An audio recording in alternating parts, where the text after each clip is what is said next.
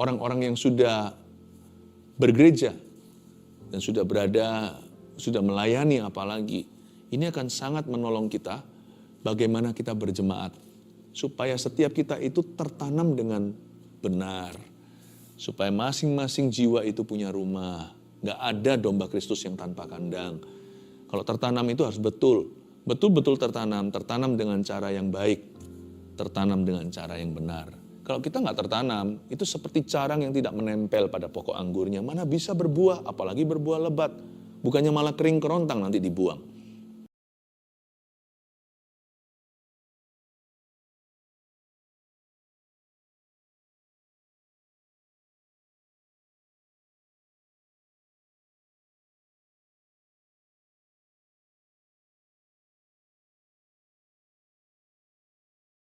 Jamah setiap hati Tuhan, ubahkan.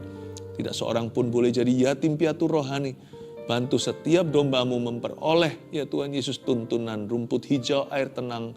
Setiap jiwa mendapatkan rumah rohani mereka.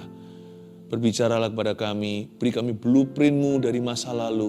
Yang di Kisah Para Rasul itu kami mau jadi Kristen yang seperti gereja mula-mula punya.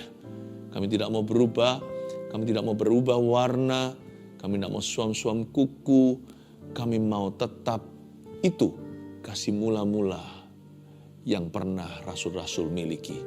Kami mau punya itu, taruh dalam hati kami, sampaikan sabdamu, pengajaranmu, sembunyikan hamba di balik salibmu dalam nama Yesus. Amin, puji Tuhan. Minggu ini adalah minggu yang sangat sibuk bagi kami. Baru tadi siang selesailah 3 hari retreat gembala. Jadi gembala GMS hingga ke mancanegara semuanya kumpul di kota Surabaya. Dan besok siang udah langsung diadakan CG Super Conference. Super Conference untuk sel group. Ini konferensi besar dengan dengan belasan ribu pemimpin-pemimpin CG di GMS. Kami berembuk bersama-sama, berkumpul cari Yesus. Agar kami bisa melayani jiwa-jiwa lebih baik lagi. Agar semakin diurapi. Doakan ya. Makanya itu hari ini saya tidak sabar untuk membagikan pewahyuan yang saya dapatkan sepanjang minggu ini, baik yang sudah dibagikan maupun yang akan diimpartasikan. Jadi minggu ini kita merayakan gereja yang hidup. Makanya saya kasih judul topik sekarang, tema yang saya bahas adalah cara hidup Kristen zaman dulu. Yes, cara hidup Kristen zaman dulu. DNA kita itu dari 2000 tahun yang lalu. Kasih mula-mula jangan berubah. Disinilah ada blueprint Allah bagi gerejanya. Dan ini bisa menolong kita dalam memilih gereja jikalau kita belum mendapatkan gereja yang tetap. Atau kalau kita stagnan. Ini akan membantu kita untuk bisa berkaca. Tapi bagi orang-orang yang sudah bergereja dan sudah melayani apalagi, ini akan sangat menolong kita bagaimana kita berjemaat. Supaya setiap kita itu tertanam dengan benar. Supaya masing-masing jiwa itu punya rumah. Gak ada domba Kristus yang tanpa kandang. Kalau tertanam itu harus betul-betul tertanam dengan cara yang baik. Tertanam dengan cara yang benar. Kalau kita nggak tertanam, itu seperti carang yang tidak menempel pada pokok anggurnya. Mana bisa berbuah, apalagi berbuah lebat. Bukannya malah kering kerontang nanti dibuang. Inilah blueprintnya. Blueprintnya namanya Kitab Kisah Para Rasul. Kita akan baca dulu Kisah Para Rasul pasal yang kedua, ayat 41 sampai 47. Di bahasa Indonesia Alkitab kita, judulnya Cara Hidup Jemaat yang Pertama. Kenapa ditulis di Alkitab? Karena ini DNA, nggak bisa berubah. Sampai kapanpun itu fitur kita. Seperti yang diturunkan dari papa mama, itu hidungnya papa, matanya mama, itu nggak bisa gonta-ganti. Ya sudah muter-muter, nggak jauh-jauh lah dari pohonnya. Buah kan jatuhnya selalu dekat pohonnya. Kita jangan jauh-jauh dari DNA jemaat pertama, yaitu jemaat mula-mula. Mari kita sekarang baca, 41. Orang-orang yang menerima perkataannya itu memberi diri dibaptis, dan pada hari itu, jumlah mereka bertambah kira-kira 3.000 jiwa. Mereka bertekun dalam pengajaran rasul-rasul dan dalam persekutuan. Dan mereka selalu berkumpul untuk memecahkan roti dan berdoa. Maka ketakutanlah mereka semua. Sedang rasul-rasul itu mengadakan banyak mujizat dan tanda. Dan semua orang yang telah menjadi percaya tetap bersatu dan segala kepunyaan mereka adalah kepunyaan bersama. Dan selalu ada dari mereka yang menjual harta miliknya, lalu membagi-bagikannya kepada semua orang sesuai dengan keperluan masing-masing. Dengan bertekun dan dengan sehati mereka berkumpul tiap-tiap hari dalam bait Allah. Mereka memecahkan roti di rumah masing-masing secara bergilir dan makan bersama-sama dengan gembira dan dengan tulus hati sambil memuji Allah. Dan mereka disukai semua orang. Dan tiap-tiap hari Tuhan menambah jumlah mereka dengan orang yang diselamatkan. Inilah hikmat dalam bergereja. Inilah juga hikmat dalam memilih gereja yang tepat untuk kita. Dan bagi setiap orang yang sudah tertanam, saya ulangi, ini adalah hikmat bagaimana tertanam dengan baik dan benar. Mari kita bahas satu persatu ayat 41. Orang-orang yang menerima perkataannya itu memberi diri dibaptis. Dan pada hari itu jumlah mereka bertambah kira-kira 3.000 jiwa. Garis bawahi ayat 41 di Alkitab saya. Yang saya garis bawah adalah kalimat atau kata-kata memberi diri dibaptis dan pada hari itu. Memang canggung sekali garis bawahnya. Tapi kok merema? Saya garis bawahi apa yang merema di dalam jiwa saya. Memberi diri dibaptis dan pada hari itu. Kata sambungnya. Berarti orang-orang yang lahir baru bertobat itu, mereka memberikan diri langsung dibaptis. Tidak pakai basa-basi, tidak pakai ragu-ragu lagi. Karena mereka semua orang dewasa. Kira-kira jumlah mereka 3.000 jiwa. Dalam bahasa Inggrisnya 3,000 men. Berarti ini orang-orang yang bisa membuat keputusan sendiri. Dan mereka dibaptis itu bukan berdasarkan keharusan, sekalipun baptisan itu amanat agung alias perintah Yesus Kristus. Tetapi ketika mereka bertobat, mereka memberi diri baptis itu sebagai langkah pengabdian pada Allah. As an act of devotion and obedience, sebagai langkah ketaatan. Kayaknya seperti ketika mereka mendengarkan Petrus berkhotbah dan berkata, berilah nih dirimu dibaptis. Mereka langsung maju dan berkata, saudaraku. Mungkin mereka memanggil dia, Bapak Petrus, kami mau dibaptis. Satu lagi berkata, guru, aku mau. Mereka langsung. Saat hati mereka itu diketuk Yesus, mereka buka. Yesus langsung masuk dan makan bersama dengan mereka. Langsung hari itu juga. Dan pada hari itu jumlah mereka bertambah kira-kira 3.000 jiwa yang sudah dibaptiskan. You see, zaman sekarang ini kita lebih memikirkan Kristen itu dari lahir. Puji Tuhan kalau kita adalah Kristen generasi kedua, ketiga, dan seterusnya. Berarti Injil sudah dekat. Tapi jangan sampai kurang penekanan di dalam gereja maupun dalam hidup kita. Bahwa setiap orang harus membuat keputusan untuk ikut Yesus. Sebagai keputusannya secara terpisah dari orang tuanya. Dia harus membuat sebuah keputusan dewasa. Hari ini aku mau ikut Tuhan. Nggak menunggu dia tua. Mungkin dia sudah usia akil balik anak-anak menuju remaja. Dia bisa ambil keputusan sendiri. 3,000 men yang disebut pria oleh orang Yahudi dalam tradisi mereka adalah umur 12 ke atas. Ini bukan patokan umur berapa baptisan, bukan. Tetapi ini orang-orang yang sudah bisa mikirkan yang mana yang benar, yang mana yang salah. Mereka bisa meresponi Injil. Dan detik mereka responi Injil itu, mereka melakukannya dengan sukacita. Mereka mengabdikan dirinya kepada Tuhan. Dan mereka langsung ambil langkah iman, yaitu langkah ketaatan. Gereja itu terdiri dari orang-orang yang bertobat dari dosanya dan dipanggil Tuhan untuk mengikuti jalannya. Baptisan itu pintu pertama.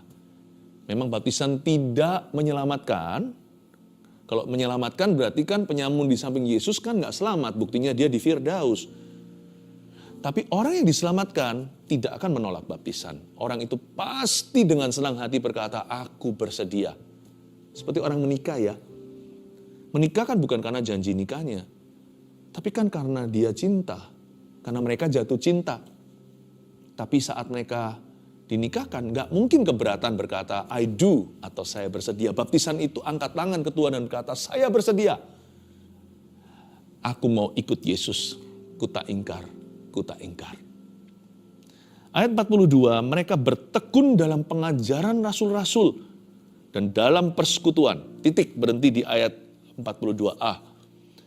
Jadi mereka itu jemaat mula-mula haus pengajaran firman yang dalam. Mereka itu tidak mau hanya sekedar oke, pokoknya feelingnya dapat, atau mereka sekedar ke gereja. Ada niat hati, kemauan, dan kerinduan untuk mereka mendalami firman Tuhan. Mereka itu bertekun, kata bertekun itu komitmen. Nggak peduli ada badai, ada taufan. Mau kering kek, mau hujan, kemarau, mau salju. Apakah hidup mereka baik-baik, baik tidak baik waktunya beritakan firman. Mereka juga sama, baik tidak baik waktunya mereka mencari firman. Musim kehidupan mereka mungkin musim mereka sedang mujur, atau saat mereka lagi sial. Bertekun itu tidak pandang bulu, tidak pandang musim. Bertekun itu tidak pedulikan situasi kondisi seputar orang itu. Itu komitmen hati dan tekadnya bulat. Mereka bertekun dalam pengajaran siapa? Rasul-rasul. Jangan terpancing dengan kata rasul-rasul seperti pembicara tamu, guest speaker. Mungkin dia seorang pengkhotbah yang terkenal. Jangan lupa loh, rasul-rasul ini sebagian besar di antara mereka nelayan-nelayan saja. Mereka orang-orang biasa di antara mereka. Karisma mereka datang dari Tuhan, bukan karena mereka ternama. Rasul-rasul ini in-house speakers, mereka itu pembicara-pembicara dalam. Rasul-rasul ini adalah gembala-gembala mereka sendiri. Bukankah murid-murid Yesus yang sisa 11 itu, dari 12 rasul anak domba, kan minus Yudas. Mereka semuanya itu kan Tuhan bangkitkan dari dalam. Mereka bukan pembicara yang diundang. Rasul-rasul ini adalah gembala mereka sendiri. Dan jemaat itu haus belajar firman dari gembala sidangnya. Gereja mula-mula itu kaya ya, bukan secara materi, tapi mereka kaya secara rohani. Coba bayangkan, yang ngajari mereka itu Petrus, Yohanes, Yakobus, Bartolomeus, bahkan Thomas pun mereka bisa belajar sesuatu dari seorang rasul yang dahulunya ragu. Mereka bisa rasa relevan ini untuk diriku. Aku juga seperti itu. Kita juga begitu. Mereka bisa belajar juga dari Simon orang Zelot yang kita kurang kenal mungkin di dalam Alkitab tidak dibahas banyak. Nathanael yang disebut Bartolomeus tadi, Matius yang menulis kitab Injil Matius itu, atau yang disebut Lewi, itu salah satu daripada murid Yesus Kristus. Kalau kita baca satu persatu, kalau mereka mendapatkan pengajaran. Sekarang sih 12 rasul ini sekali, karena mereka jadi legendaris gara-gara Alkitab yang sudah ditulis dan sekarang disebar ke semua bahasa di bumi. Waktu kita baca, mereka jadi selebriti, padahal zaman dulu mereka nelayan. Mereka tak terpelajar. Mereka gembala lokal, gembalanya sendiri. Jadi di sini saya bisa mengambil kesimpulan bahwa jemaat tidak cari-cari pembicara. Jemaat itu hausnya tulus sama Yesus. Pokoknya dia belajar firman itu cari kontennya. Dia bukan cari apa yang nyaman untuk dia mau kenal Tuhan Yesus lebih dalam lagi. Baik firman yang berupa relevan, yang memotivasi, atau yang lebih ke arah doktrin, atau pengajaran sehari-hari. Mereka mau makan semua seperti bayi. Dikasih susu, dihabiskan. Dikasih bubur, dimakan. Mereka makan terus. Dan kalau gembala sidangnya sendiri yang berkhotbah, itu lebih atraktif. Luar biasa ya. Ini salah satu DNA gereja mula-mula. Salah satu fitur mereka yang tidak bisa disangkali. Mereka bertekun dalam pengajaran siapa? Bukan pembicara-pembicara, tapi rasul-rasul alias pastor-pastor mereka sendiri. Gembala sidang mereka kalau berkhotbah, Itu tempat saya bisa bayangkan penuh sampai ke overflow, sampai ke ruang-ruang tambahan, sampai di luar-luar seperti zaman Yesus gitu. Rumah itu penuh sampai mereka itu harus lubangi atap untuk turunkan si lumpuh. Wah, gembala sidangnya sendiri kalau beri makan jauh lebih menarik. Mereka lebih bergairah. Kenapa? Karena kualitasnya sudah berarti jaminan. Karena tidak ada yang lebih mengenal mereka. Sebab domba mendengar suara gembalanya. Gereja sekarang gimana ya? Kalau kita lihat trennya di dunia ini. Cari-cari pembicara atau mereka punya bonding dengan gembala sidang atau gembala lokalnya.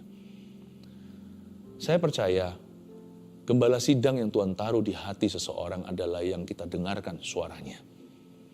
Dan suaranya yang merema, itulah gembala. Karena domba mendengar suara gembalanya. Saya bersyukur sekali bahwa hari ini kami diberikan kepercayaan untuk memberi domba Kristus makan. Bukankah itu pesan Yesus, salah satu pesan Yesus terakhir pada murid-muridnya, khususnya Petrus. Gembalakan domba-dombaku, itu artinya feed my sheep atau beri makan jemaatku. Dalam pelayanan, ini saya sharing dari pengalaman. Kalau dalam pelayanan kami, yang saya anggap paling fulfilling, yang paling memuaskan, itu bukan keliling seminar-seminar atau apa, bukan, tapi memberi makan jemaat sendiri. Itu paling memuaskan, karena saya tidak bisa jelaskan. Itu seperti seorang ibu menyusui bayinya. Saya harap Anda juga sama, kalau Anda dari gereja Anda, saya minta supaya Anda belajar untuk setia. Tapi jikalau Anda tidak tahu Anda itu gereja mana, kami bersedia untuk membantu.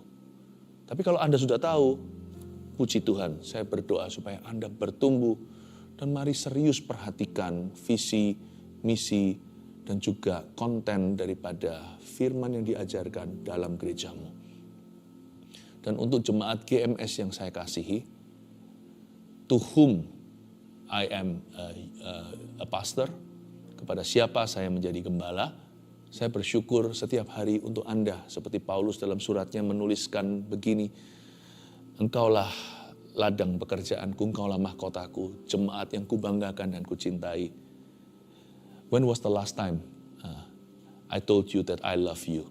Saya ingin memakai kesempatan waktu saat teduh bersama, karena banyak jemaat GMS yang kesaksian juga nulisnya begini, dari CG mana, dari GMS mana. Have I told you lately that I love you? Kapan terakhir kali saya memberitahu Anda bahwa saya cinta, saya mengasihi Anda? Jemaat, I love you. Ayo terus bertumbuh ya. Belajar saling mengasihi. Mari kita bertumbuh bersama-sama di dalam gereja. Kita baca lagi ayat 42b, dan mereka selalu berkumpul untuk memecahkan roti dan berdoa. Jadi mereka bukan hanya dengar firman nanti jadi Farisi, sekedar teori. Mereka kalau kumpul itu memecahkan roti, mereka fellowship, perjamuan kudus, dan berdoa, sembahyang. Spirit of prayer-nya luar biasa. Saya jadi ingat pada waktu saya pergi seminar suatu hari, baru bertobat itu tahun 1992. Gembala sidang saya di Kanada ajak saya dan satu orang lagi jemaat untuk pergi ke Los Angeles waktu itu. Ada sebuah konferensi di Crystal Cathedral. Zaman itu yang menjadi gembala sidangnya adalah almarhum Pastor Robert Schuller. Dan yang menjadi pengkhotbah tamu waktu itu adalah Pastor Yonggi Cho, almarhum yang dari Korea Selatan itu. Gereja Yoido Full Gospel. Yang pernah menjadi gereja terbesar di seluruh dunia, hampir 1 juta jemaatnya. Hari itu saya belajar tentang ini. Bahwa yang membedakan antara jemaat mula-mula dengan sekarang yang terjadi di akhir zaman ini adalah zaman dulu prayer was pure joy.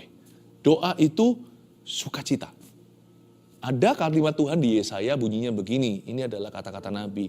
Dan aku akan membawa umatku naik ke gunung doaku dan mereka akan bersukacita di situ. Prayer is joy. Doa itu sukacita. Setelah Pastor Yonggi Cho sharing di sesinya, sesi utama tentunya, beliau menceritakan kegerakan doa yang ada di Korea Selatan. di tahun 1990-an. Waktu itu heboh sekali, revival itu ada terjadi di Korea. Tidak seperti hari ini banyak anak mudanya yang gak ke gereja. Tapi zaman dulu, hamba-hamba Tuhan ini pun masih muda. Itu tahun 90, berarti berapa tahun lalu? Berarti 30 tahun lalu, 30 tahun sekian. Mereka masih muda. Dan mereka ceritakan dengan berapi-api, beliau ceritakan setelah itu, hostnya naik, yaitu Pastor Robert Schuller. Dan saya merasa kasihan sekali karena beliau mengeluhkan yang terjadi di Amerika beda. Yaitu kalau ada kebaktian doa, di mana seluruh jemaat ditantang untuk berdoa bagi sesuatu, khususnya bagi jiwa-jiwa, sepi yang datang hanya 5. Ini saya hanya quote saja ya. Ini yang beliau katakan di sesinya beliau waktu itu. Robert Schuller berkata bahwa tapi kalau semuanya ada acara misalnya apa, konser musik atau ada selebriti datang dan sebagainya, tempatnya bisa ramai sekali. Apalagi nanti hari Minggu mereka pendek-pendekin ibadahnya, kalau bisa sesingkat-singkatnya tapi sepadat-padatnya dan entertainment semuanya, meskipun kebaktian itu tetap ada nilai hiburannya, tetap ada entertainment value-nya, tetapi bukan itu orientasinya. Tapi ketika hari Minggunya mereka ada pembicara tamu atau ada kesaksian artis, lalu nanti ada musik, presentasi musik dan sebagainya, bukan berarti puji-pujian tidak perlu, bukan. Tapi lebih dicari adalah nilai hiburan atau entertainment value. Itu katanya penuh orang-orang dress up, pakai baju bagus-bagus, tapi kalau kebaktian doa dia keluhkan. Di Amerika tidak minat. Makanya perbedaannya di sini. Korea mengalami kebangunan rohani. Tidak demikian dengan negara barat. Tapi sekarang kasihan, anak-anak mudanya mulai menghilang. Mereka perlu kebangunan rohani lagi. Lalu sekarang kebangunan rohani ada di mana? Kebangunan rohani itu menyala dari Indonesia. Bukan hanya di Indonesia, mulai dari Indonesia menyebar kemana-mana. Ini waktu kita. Indonesia, Malaysia, semua negara-negara di Asia ini sekarang haus dan lapar akan Tuhan. Karena kita boleh dikatakan dalam perlombaan iman kita itu yang terkemudian, sekarang menjadi terdahulu. Mari kita berdoa mereka yang terdahulu, yang dulu kebangunan rohani seperti Korea sekarang mundur, biar mereka kembali maju. Ya, sama-sama gandeng tangan.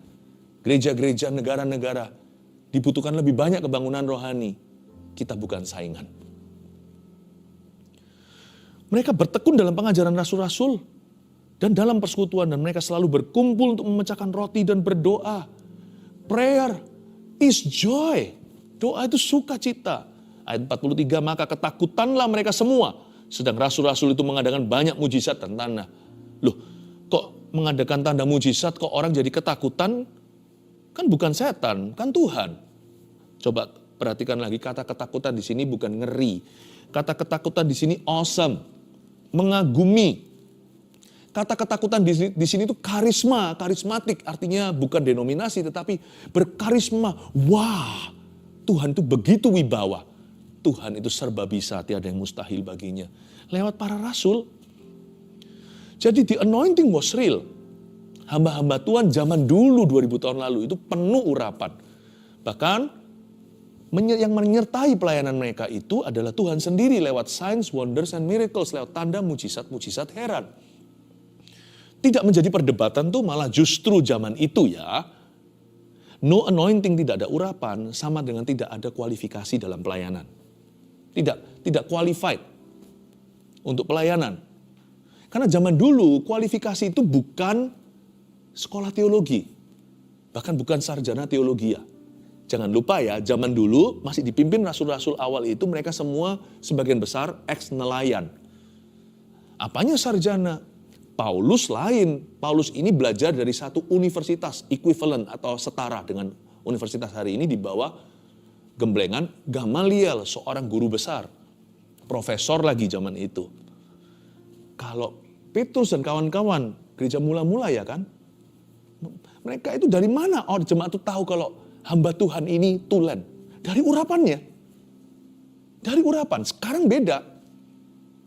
Bukan berarti nggak perlu. Kami sendiri pun hampir semua juga sarjana. Saya sarjana teologi. Tapi saya tidak menjadikan itu sesuatu Tetap saya belajar rendah hati tiap hari untuk mencari afresh dengan segar urapan Tuhan hari ini. Selalu saya anoint me Lord. Without you I can do nothing. Tanpa engkau aku tidak bisa berbuat apa-apa. Semua itu hanyalah fondasi. Tapi semua ministry atau perjalanan pelayanan itu bergantung bagaimana saya berjalan kaki dengan Tuhan hari ini. Waktu Petrus ditangkap, apa kata orang-orang di mahkamah agama? Dan mereka mengenali bahwa dia adalah pengikut Kristus kan. Ketika Petrus bisa menjawab dengan begitu bijaksana, hikmatnya tak tertandingi. Apalagi sudah ada satu orang lumpuh yang berjalan di sebelahnya, lumpuh puluhan tahun tuh. Mereka gak bisa sangkali, ada mujizat yang tak tersangkali di depan mata. Waktu itu mahkamah agama tidak bisa berkata apa-apa lagi. Tapi waktu mereka melihat Petrus kok bisa berani berwibawa. Mereka pun orang-orang yang tidak percaya Tuhan merasakan urapan. Mereka berkata ini adalah pengikut Kristus dalam bahasa Indonesianya dan dalam bahasa akar bahasa aslinya itu sebenarnya bunyinya begini. Dan mereka mengenali bahwa orang-orang ini barusan aja sama Tuhan. Fresh urapan. Zaman dulu ya hamba-hamba Tuhannya itu penuh urapan. Jangan sampai sekarang kita bergantung teori. Meskipun semua pengetahuan firman itu adalah dari Tuhan dan itu diperlukan. Tapi janganlah kita merasa bahwa tahu itu cukup. Dibutuhkan untuk kenal. Dan semua orang yang telah menjadi percaya tetap bersatu ayat 44. Dan segala kepunyaan mereka adalah kepunyaan bersama. Ini bukan berarti mereka jual semua harta miliknya lalu bagi-bagikan. Semua orang tidak ada yang kaya, semua orang tidak ada yang miskin, semua orang sama rata. Itu kan komunisme.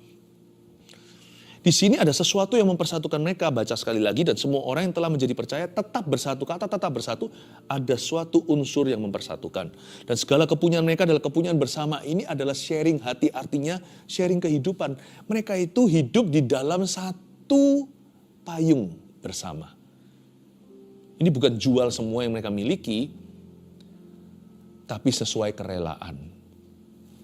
Ayat 44, saya melihat bahwa gereja mula-mula, cara hidup Kristen zaman dulu itu mereka hidup dalam visi yang jelas. Gereja itu punya visi yang mempersatukan jemaatnya dan membuat jemaatnya kompak.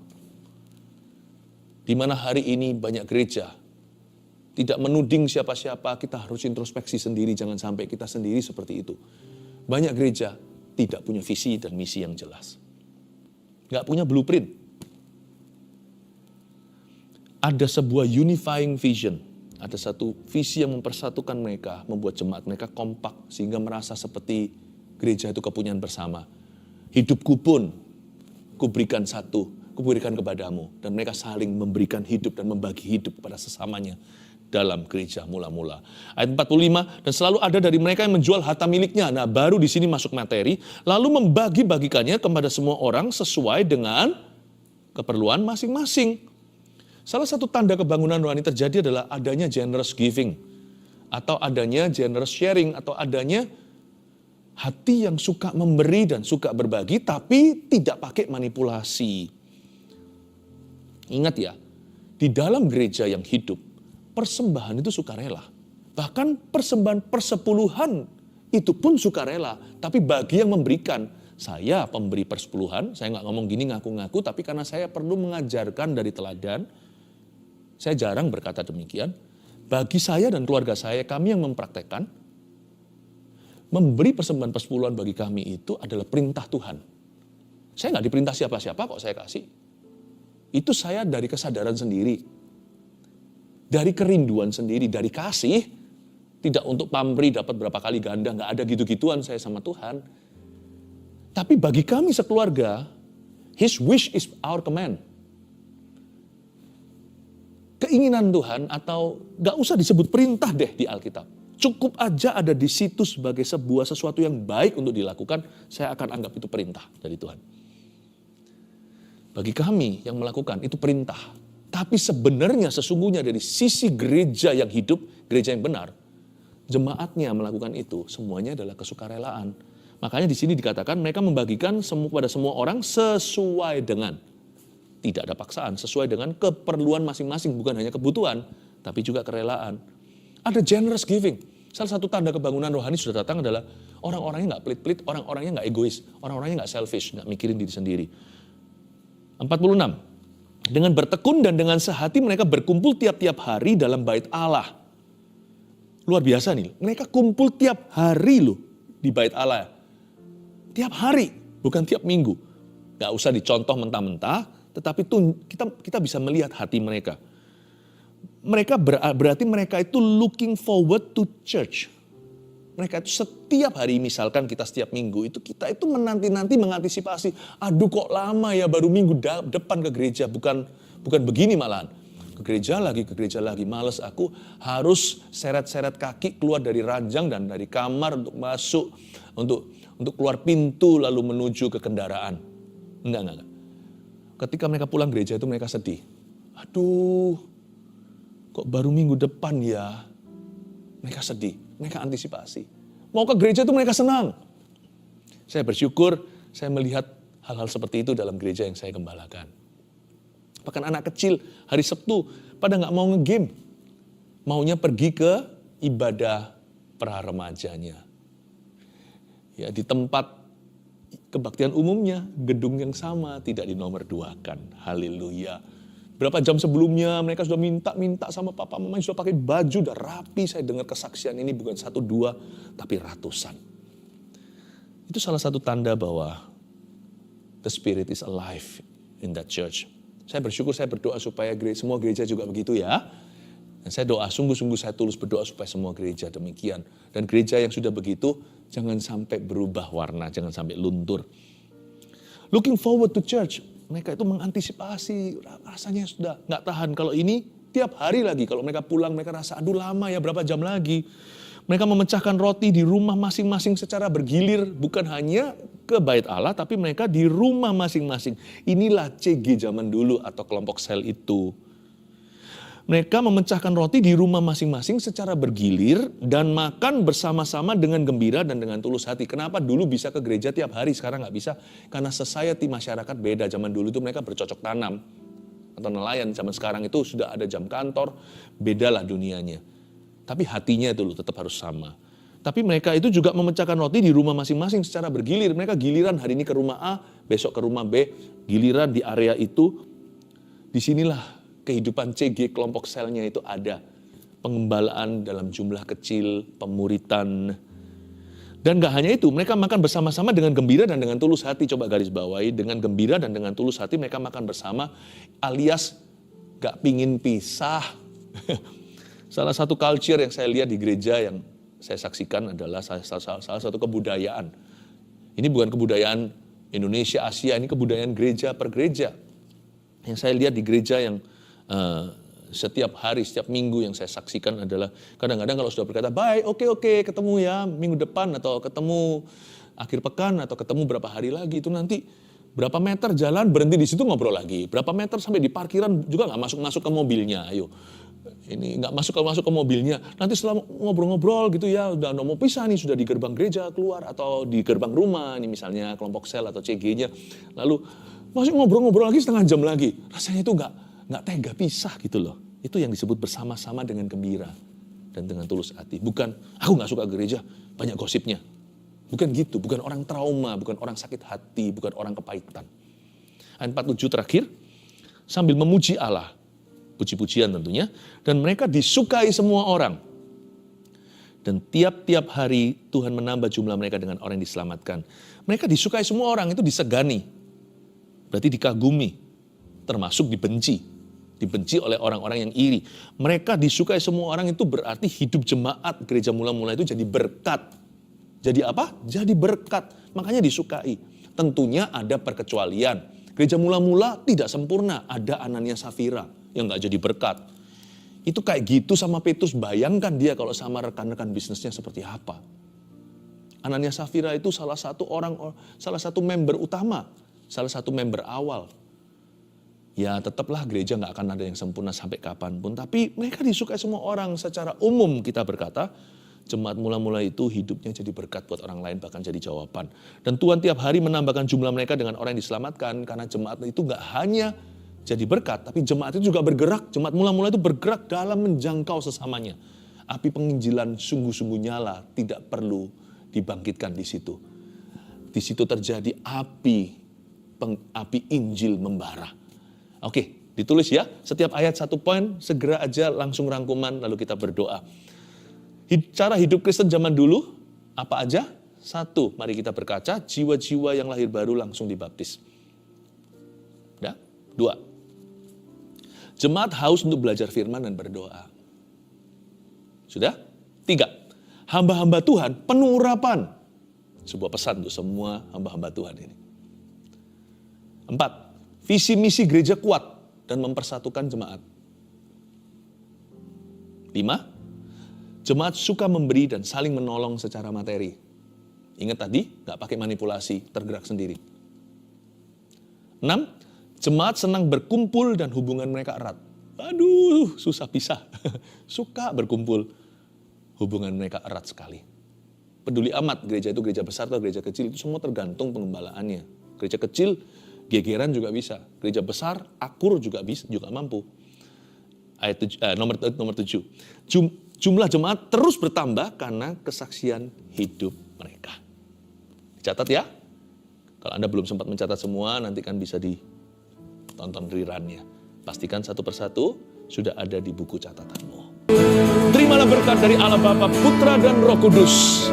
Hai anak-anak Tuhan yang disebut Kristen, terimalah urapan di dalam nama Yesus. Jadilah pemenang, jadilah murid Yesus yang sungguh-sungguh. Haleluya. Amin. Praise the Lord.